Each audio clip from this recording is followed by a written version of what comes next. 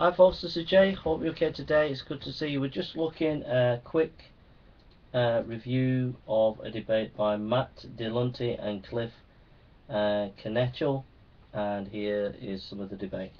Followed by, because of the evidence. What is the evidence that God exists? First piece of evidence. The Big Bang tells me that the universe is not eternal. There's a beginning.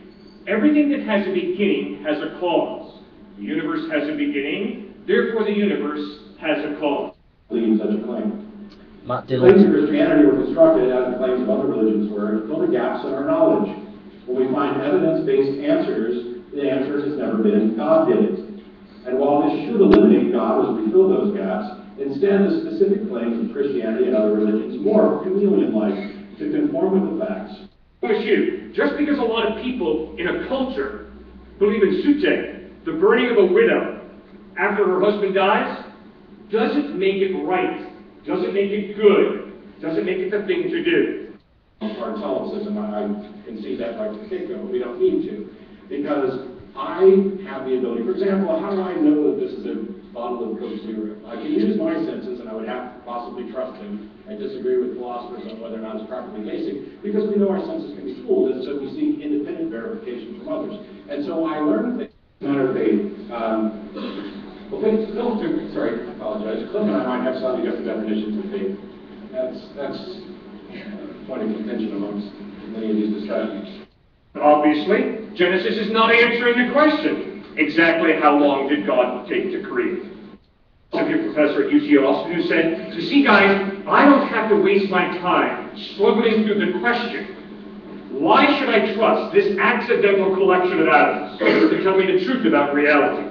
Instead, because I am convinced that there's a rational God who created us with rational minds that enable us to understand reality, I can go on and struggle through different philosophical questions. The way we use miracle in the modern world is completely different. Bus wrecks and everybody survives but one person, and that's a miracle. Somehow it's not a miracle that everybody else dies. Your second question was whether or not I believe in miracles and why. And I don't. What's the evidence for that? I don't believe in miracles. That's not the same as saying I believe that miracles don't happen, or I believe that miracles are false. Those are positive claims that I... Okay, yeah, that's just some snippets from the debate. Basically, the Christian guy argued from that there was a cause to the universe, which means the universe must have had the universe had a beginning, so there must have been a first cause, which must have been God. He kind of argued that. He argued that there's a design, the universe is looks designed, so therefore there must have been a designer. He argues a moral argument that we have sort of absolute morals. Where did they come from? It shows that there must have been a creator of the morals, because we live in a moral universe. And then finally, he argued that the resurrection shows that Christ is the Son of God and that there is a God. That was the Christian guy. The atheist guy, Matt Delonte, or whatever his name is, basically just said the traditional arguments have been proved wrong time and time again. They're not worth bothering about. And even if they were right, it doesn't prove that there is a Christian God. And then he was basically pouring scorn, cold water on that there is this historical Christ, sort of kind of put in skepticism there. Basically, that was basically the argument of the night of both. I thought they both presented themselves really well. I thought they were both really excellent debaters. I disagree with the Christian guy because he believed in theistic evolution, but I thought he gave some really good arguments. I'm not so sure I agree with Matt Delonte's God of the Gaps idea, and also his issues with some of the traditional forms or the arguments of the existence of God.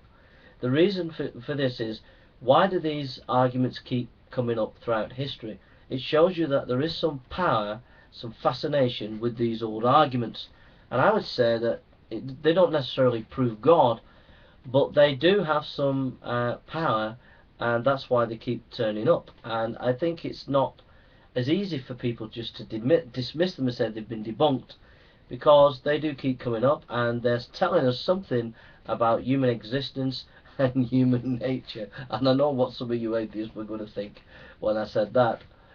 The other thing about the issue of the God of the gaps, and for example, Matt Delunty talked about Jesus, sorry, about something coming from nothing is just God of the gaps. We don't know what the nothing is, so it's no good surmising that it was God that created something from nothing. I think this is just not realizing that there's always going to be some questions that we're never going to be able to answer from science. And science, as a model of understanding reality, understands part of reality, but not all of reality. And we're never going to understand, scientifically speaking, how something can come from nothing. We're never going to do that. No matter how much you try, it's not going to happen. And so there are these philosophical questions that need to be answered. And it's no good explaining them the way as God of the gaps. That's my position on that. Is Matt Delunty's kind of scorn on, not scorn, but kind of, it was quite subtle skepticism concerning historical inquiry into the historical nature of Christ.